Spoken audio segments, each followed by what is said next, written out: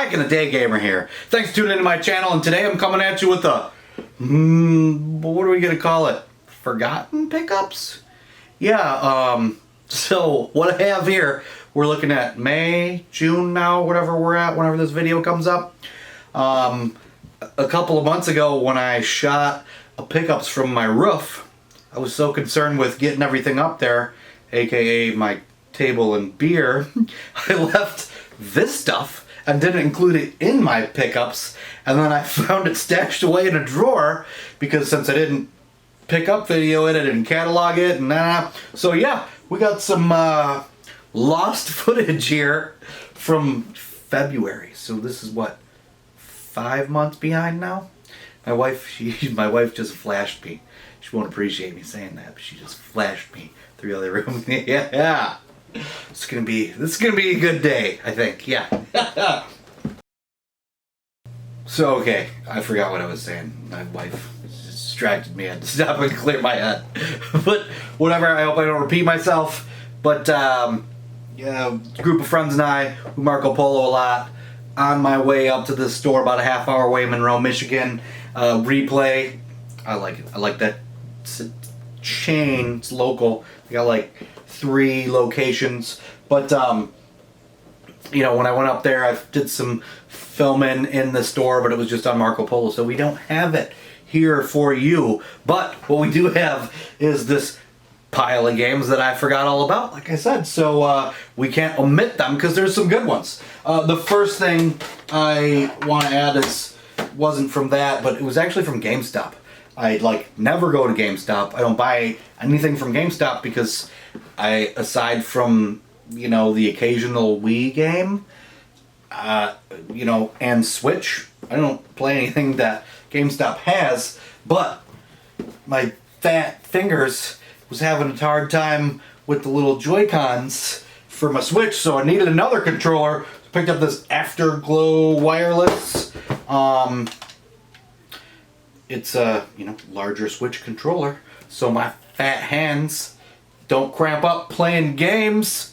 I like it because it lights up and I like pretty colors. So there's that. But the things I picked up when I was in Monroe at Replay, I got 2 handhelds. The first of which is a game that I definitely had back in the day. I don't know what happened to it, but for the Game Boy, Castlevania Adventure. Now, I always like this game. It's fun. Like I said, it's a mystery what happened to it because I almost never sell or trade any games. I know I had this one back in the day, so I needed to get it back into my collection. Now, this would be a pretty great handheld game, except for the god-awful slowdown. Oh, it's just like every screen you're crawling, because the frame rate is just terrible. But it was a game I had back in the day. And it's not terrible.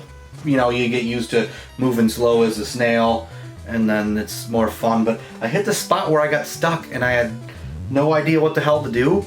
And seeing as how it's like Castlevania, 8-bit Game Boy platformer, something like that shouldn't happen. So I gotta jump back into that. But, you know, Castlevania is probably gonna come around back in October, around Halloween. Second, picked up a Game Gear game. And I don't do many Game Gear, never had a Game Gear, but with my Retro Freak I got the adapter so I can play them up on the big screen. So every now and then I pick one up. Recently, at the beginning of the quarantine, I played through for the first time ever Shining Force, and I thought that game was kick-ass. And this is Shining Force Sword of something on the Game Gear. This isn't terrible at all. It's definitely a handheld version of the Shining Force game I played on the Genesis. I did not in any way hate this. If I would have played it before I played the one on Genesis, I probably would have really liked it, but since it's a step down, it's probably a little tough, and since there's going to be a good chunk of time commitment getting devoted to a game like this, I'm not sure how much playtime it's going to get, but it was cool, and you know, who knows? You never know. We might hit another quarantine and I might just be running through games. Yeah, hopefully not. No. Picked up one Atari game, which I don't do very often, but I have never seen this one and I had to have it. Atari 2600. Sorcerer's Apprentice. Now, there's no gameplay for it because I'd have to get my Atari, I don't know, maybe I will, I don't know. To get the Retron Atari out of there and hook it up, and just to be honest, I'm 50% into moving game rooms, so you probably just gonna have to look at my face in this time instead of gameplay, because I don't know, there's a lot going on in here, and other than this area you can see, it's a complete disaster.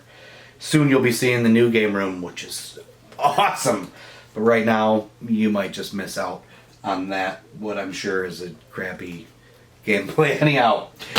So, 2 Nintendo games I picked up at the store. I can't believe I didn't have this one. Figured I always did, but it was 2, and it just confused me. But Ghostbusters on the NES. This game is not nearly as bad as you hear about. Now, it is not great.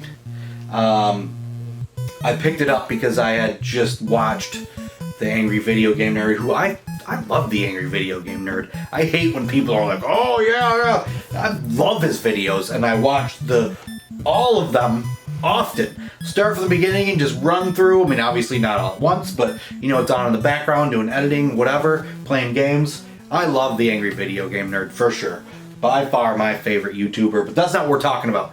I just had watched the Ghostbusters video he did, and so, you know, I wasn't cheating, I didn't do it on purpose, but it gave me a little bit of hints, and I was like, you know what, hey, I don't have this, picked it up, played through it. First time I was playing it, you know, I made it to the stairs, which is infamous for being, like, impossible, and man, it was hard.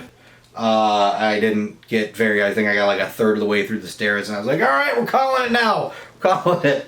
So, but the Ghostbusters, the #1, not too bad at all, not too bad a game, not too great a game, but what is a great Ghostbusters game is the new Ghostbusters 2. The one we didn't get here, oh man, that is the Ghostbuster game we all wanted and should have got.